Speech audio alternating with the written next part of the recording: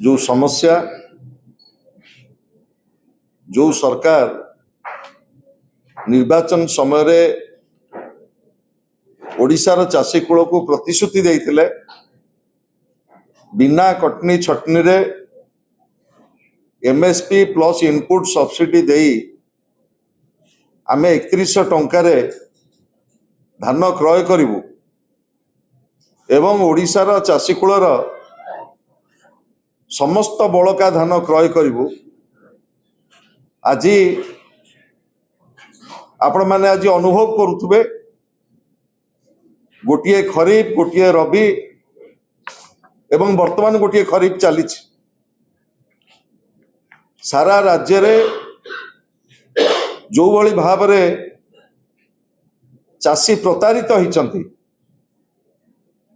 Double engine सरकार ओडिशार चाषी कूल को जो भली भाव रे धोखा देइछंती आज सारा राज्य रे एक कथा प्रतिध्वनित होची। ओडिशा विधानसभा अचल अछि एवं राज्य सरकार निदाविष्ट बारंबार चाषी मान को अपमानित करा जाउछि।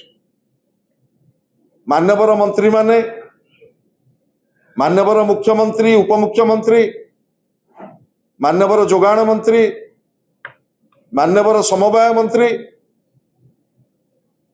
भिन्न भिन्न विवृत्ति रखुचंती ओडिशार चाषी कूल पाखरे। मान्यवर मुख्यमंत्री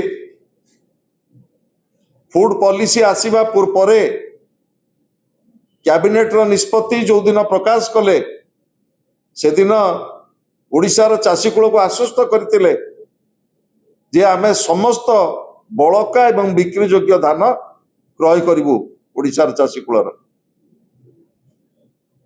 किंतु परवर्ती समय रे मान्यवर समवाय मंत्री एवं मान्यवर जोगाण मंत्री कहिले आमे 150 क्विंटाल रु अधिक धान किनी पारिबु नाही। ये किभली भाव रे ओडिशार चाषी कूल को धोखा करा जायछि ताकू निजे आपण माने अनुभव करंतु।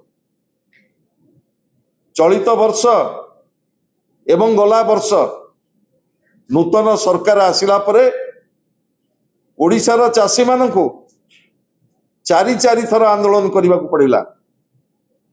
प्रथमे चाषी आंदोलन कले गोटे कला आईन लदी दिगला चाषी मान रेजिस्ट्रेशन एवं से रेजिस्ट्रेशन रे शर्त रखागला जड़े चाषी जिते रेजिस्ट्रेशन को आसीबो से तार वंशावली धरिकी आसीबो एवं सेथिपाई मो चाषी मान को राजरास्तार ओल्हेवा को पड़िथिला। ता परवर्ती समय रे मंडी खोलिवा पाई